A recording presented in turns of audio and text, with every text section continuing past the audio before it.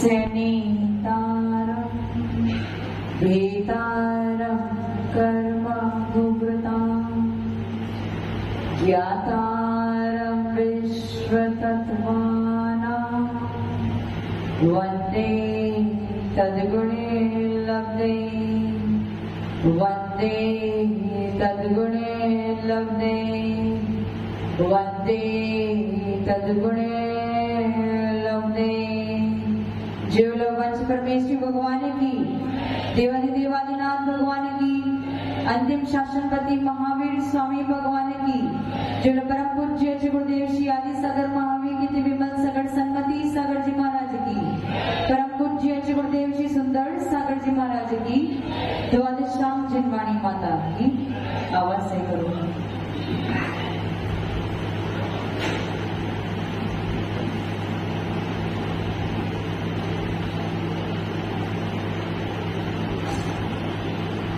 हमारे शरीर का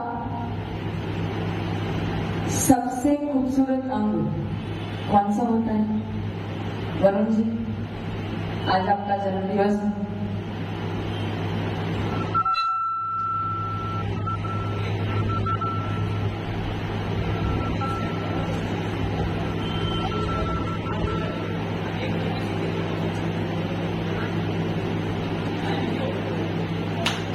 हाँ वरुण जी, आपका जन्मदिवस है आज। आप बताइए का सबसे खूबसूरत अंग कौन सा है? कौन सा है? नेत्र। यदि इंसान के नेत्र अच्छे होते हैं, भले उसका रंग काला भी होगा, यदि नेत्र खूबसूरत है तो उसकी गिनती खूबसूरत में ही आती है। और बाहर से ही नहीं, परंतु यदि उसका नजरिया भी अच्छा है तो अगर वो बाहर से भी कुरूप दिख रहा होगा तो भी फिर भी उसकी गिनती अच्छे लोगों में आती है। नेत्र एक ऐसा माध्यम है, ये चक्षु इंद्रिय एक ऐसा माध्यम है जिसके द्वारा कोई वस्तु जिसे हम देखते हैं वो डायरेक्टली हमारे अंतरंग में उतर जाती है। जो वस्तु आप सुन के समझ नहीं पाते हैं, बोल के समझ नहीं पाते हैं, समझ के समझ नहीं पाते हैं, वो अगर आप एक बार नेत्र से देख लोगे तो वो फिक्स हो जाएगा कि ये वस्तु ऐसी ही है। वो प्रत्यक्ष प्रमाण रूप हो जाती है। यदि इंसान को बिगड़ना है तो भी वो नेत्र के द्वारा ही बिगड़ता है, और यदि इंसान को सुधरना है तो भी वो नेत्र के द्वारा ही सुधरता है। क्योंकि आप जिस वस्तु को जैसे देखोगे आप उसी प्रकार से अपने जीवन में ढल जाओगे। यदि अच्छी वस्तुओं को देखोगे तो आपका आचरण भी अच्छा होगा, आपका चारित्र भी अच्छा होगा, और यदि विचित्र वस्तुओं को देखोगे तो आपका आचरण भी विचित्र हो जाएगा। यदि कोई व्यक्ति को बोल दो कि तुम्हें थिएटर जाना है, कहाँ जाना है? थिएटर जाना है, मूवी देखने जाना है, तो जब वो थिएटर में जाता है वहां पे बिना टिकट के तो आपको एंट्री मिलने वाली, पैसा देना पड़ता। कभी किसी को आपने ऐसा देखा कि वो थिएटर में जाके सो गया हो आंखें बंद करके? ऐसा कभी नहीं होता। क्यों नहीं होता? क्योंकि उसने उसके लिए पे किया है, उसने अपना एक्सपेंडिचर दिया है, तो उसे लगता है जितना पैसा दिया वो वसूल तो होना चाहिए। तो वहां तो वो अपनी आंखें फाड़ फाड़ के भी फिल्म को देखेगा। अपने घर पे टीवी चल रही होगी, सीरियल चल रहा होगा, क्रिकेट मैच चल रहा होगा पवन जी, तो आंखें फाड़ फाड़ के देखोगे कि कैसे खेल रहे हैं या क्या चल रहा है या किस प्रकार से मूवी चल रही है। और उसी स्थान पे यदि आपको मंदिर में भगवान के दर्शन करने भेज दे अथवा साधुओं के दर्शन करने भेज दे, तो वरुण जी क्या करोगे? आंखें फाड़ के देखोगे? आंखें बंद करके अपने नेत्र को बंद कर लोगे कि बस मैं आया हूँ भगवान के दर्शन करने के लिए? नेत्र बंद करके अपने मन में ही नमोकार मंत्र का उच्चारण करोगे, जबकि आपने करना क्या चाहिए था? यहाँ पे आके अर्थात भगवान के दर्शन करते हुए आंखें फाड़ फाड़ के देखते कि किस प्रकार से इन्होंने अपने अनंत चतुष्टय को प्राप्त किया है, किस प्रकार से इन्होंने अपने चारित्र को उज्जवल बनाया है, किस प्रकार से इन्होंने अपने जीवन का मूल्य समझा है और किस प्रकार से वो अपनी आत्मा की कल्याण में लगे हुए हैं। और आपका सारा काम उल्टा चलता है, जहाँ पे आपको आंखें फाड़ फाड़ के देखना चाहिए, जिनकी आचरण को आपको अपनी आंखें फाड़ फाड़ के देखना चाहिए, उस दर पे आके आप अपनी आंखों को बंद कर लेते हो, नेत्र को बंद कर लेते हो। और जब नेत्र बंद हो जाते हैं तो आपकी बुद्धि भी बंद हो जाती है, उनका आचरण आपके अंतरंग में उतर नहीं पाता है। और जब सास बहू की सीरियल देखते हो अथवा वो बिग बॉस में जब झगड़ा देखते हो, तो उसे आंखें फाड़ फाड़ के देखते हो कि कैसे सास बहू के बीच में झगड़ा होता है, कैसे संसार की व्यवस्था चलती है, कैसे मैचेस खेले जाते हैं, या बिग बॉस में वो सेलिब्रिटी किस प्रकार से झगड़े करते हैं, किस प्रकार से वो अपने मान कषाय की पुष्टि करते हैं। और जब आप उसको आंखें फाड़ फाड़ के अपनी नेत्र को, अपनी दृष्टि को खोल खोल के देखते हो, तो वही दृष्टि आपकी सृष्टि बन जाती है।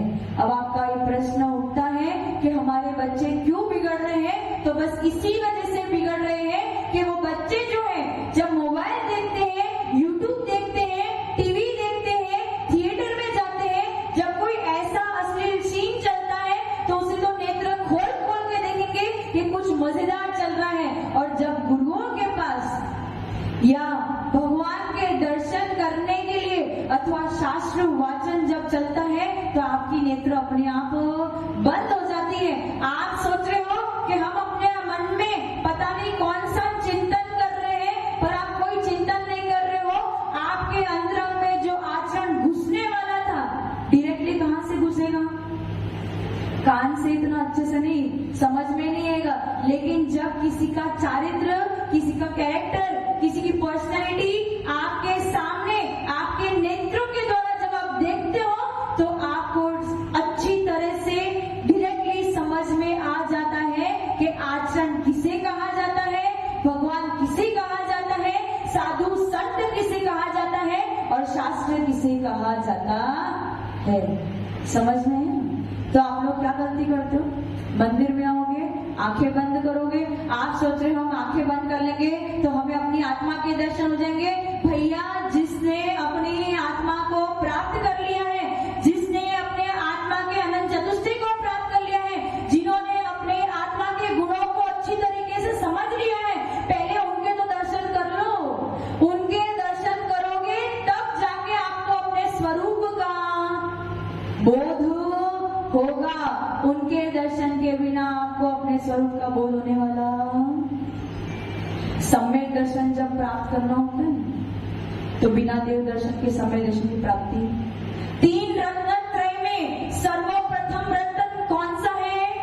सम्यक दर्शन। और सम्यक दर्शन ही मोक्ष मार्ग की प्रथम सीढ़ी है। जो जो व्यक्ति ने जैन धर्म में जन्म लिया है, यदि वो चारित्र के लिए पुरुषार्थ ना कर सके, पवन जी, यदि आप चारित्र के लिए पुरुषार्थ ना कर सको, कोई बात नहीं, सर्वोत्कृष्ट मार्ग तो यही है कि चारित्र धारण तो करना है।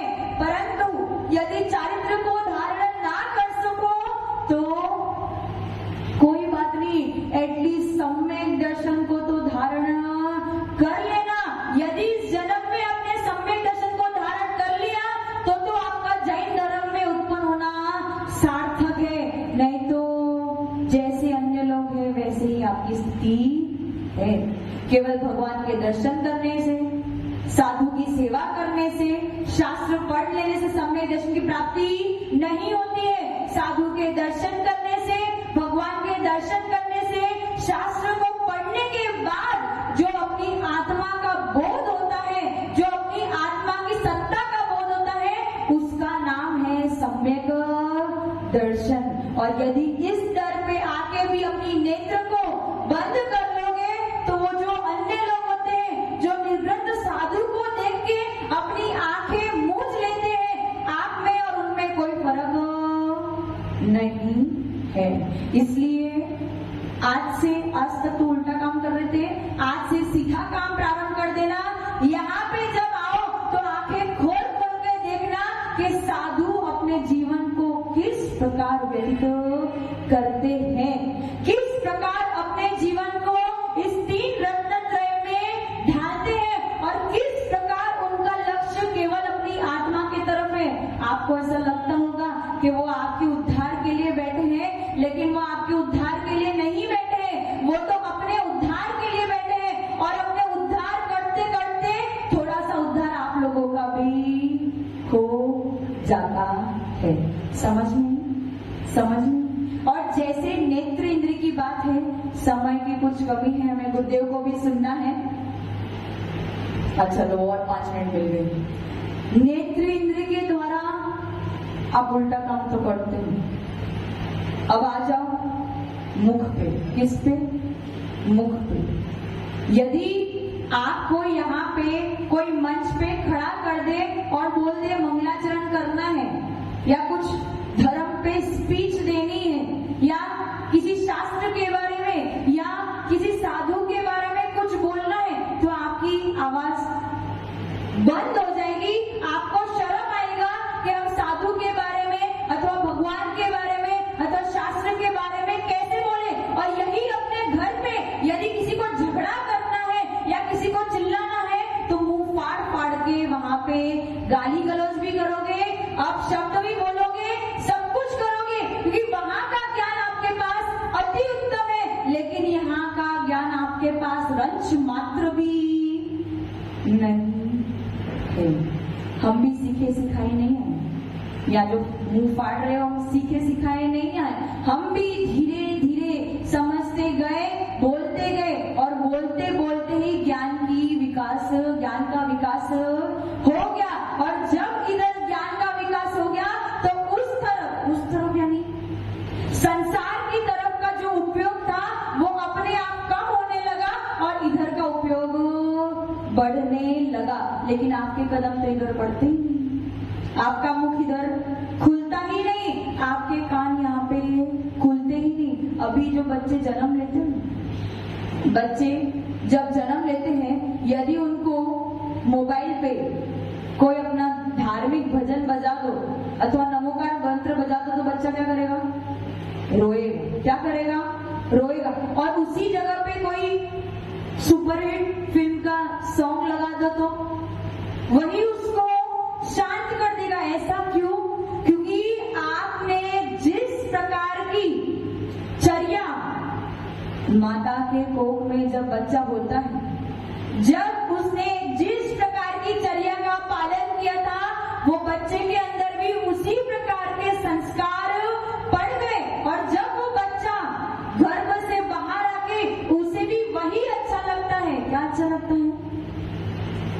वही संसार की बातें अच्छी लगती है, धर्म की बातें उसे अच्छी नहीं लगती। और फिर आपकी कंप्लेन होती है कि हमारे बच्चे ऐसे क्यों हैं? तो बस इसी कारण से है कि आपने जो उनको गर्भ अवस्था में सिखाया था, बाहर निकल के भी वही कर रहे थे।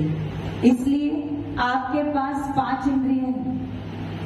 अन्य कोई जीव है ऐसा जिसके पास केवल 1 इंद्रिय है, किसी के पास केवल 2 है, किसी के पास केवल 3 है, किसी के पास केवल 4 है, किसी के पास 5 है लेकिन मन नहीं है।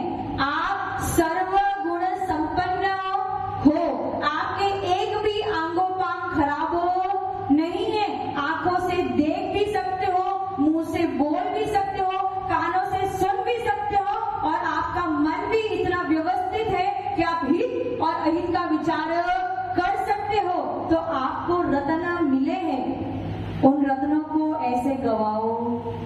ये पर्याय आपको मिल गई है, ये भूल जाना। यदि इस पर्याय में इस पर्याय का मूल्य नहीं किया तो आगे आपको पुनः ये पर्याय मिलने वाली, फिर रोते रहना, चींटी बन जाओगे, पेड़ पौधे बन जाओगे, तब रोते रहना और फिर भी आपको वो इंद्रियां नहीं मिलेगी जिस इंद्रियों के द्वारा आप गुरु का उपदेश सुन सकते हो, जिन इंद्रियों के द्वारा आप देव शास्त्र गुरु के दर्शन कर सकते हो, जिन इंद्रियों के द्वारा आप देव शास्त्र और गुरु का गुणानुवाद कर सकते हो। रोते रहना फिर भी मिलने वाली नहीं है।